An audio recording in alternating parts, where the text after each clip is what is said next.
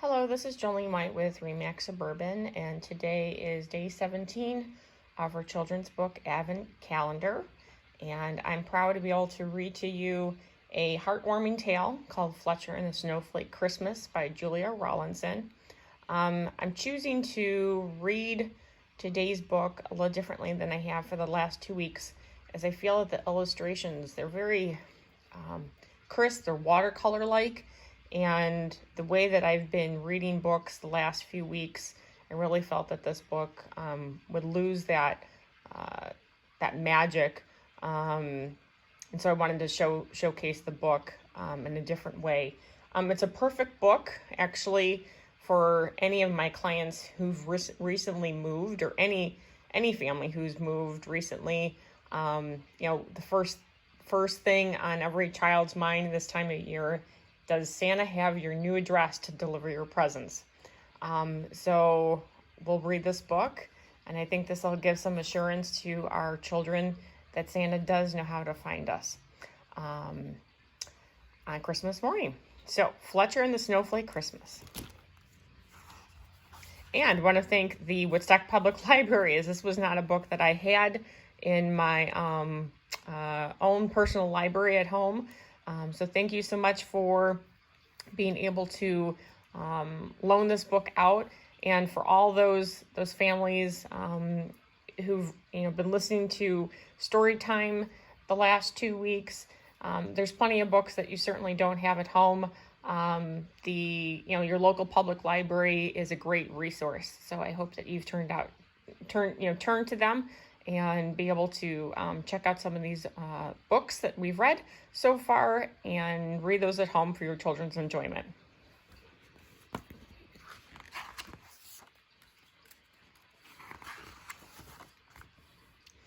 It was an ice bright Christmas Eve, and the sky was a dazzling blue. Every tree in the forest was frost sprinkled and sparkling, and frozen puddles creaked and crackled under Fletcher's paws. He padded down the burrow bank to where the rabbits used to live, and bounced over the fallen tree that blocked their old front door. And he stopped, and he looked, and he had a terrible thought. How is Santa Claus going to find the rabbit's new home?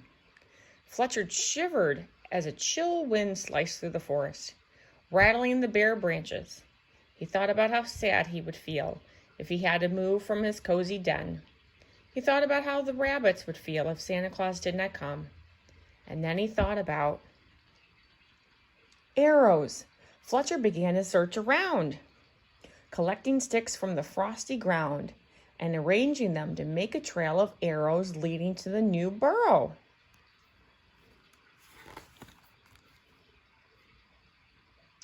"What are you doing?" asked Squirrel, looking down from the branches.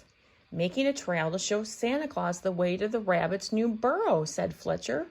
"Otherwise, they may not get their presents," gasped Squirrel, and he scampered down to help Fletcher collect more sticks. Soon a flock of birds gathered in the treetops, their feathers fluffed against the cold, to see what was going on. "We're making a trail to the rabbit's new burrow," said Fletcher. "For Santa Claus," added Squirrel.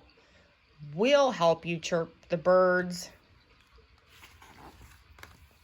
The trail passed between bare trees and crossed the tinkling, ice-edged stream.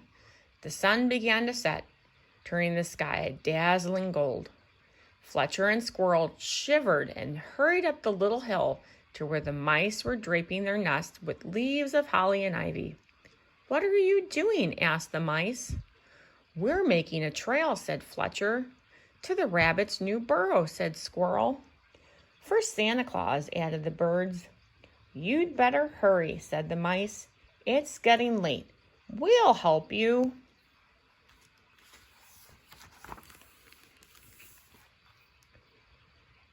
So Fletcher, Squirrel, the birds, and the mice finished the trail to the rabbit's new home, which was cozy and warm and sweet with the smell of blackberry pie. They gathered around the crackling fire, thawing out their icy noses, nibbling pieces of pie, and singing Christmas songs. And while Squirrel put on a juggling show with holly berries and mistletoe, outside in the shivery darkness, it began to snow. Fat white flakes tumbled softly from a heavy sky. They landed light and whispered quiet on the frozen ground. When Fletcher went to the burrow door to go home for the night, the snow was soft and deep and white, and all the arrows were gone. "Oh no," cried Fletcher, blinking back tears. "What will happen to your presents now? Santa Claus will never be able to find your home." Fletcher stared out into the darkness, imagining Santa Claus lost in the snow.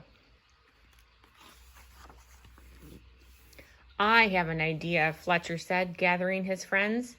"If we stay awake tonight when Santa Claus visits our homes, we can tell him how to find the rabbit's new home." The animals said goodnight to one another and hurried all through the snow-muffled forest. Fletcher snuggled down in his warm, soft bed to keep watch for Santa.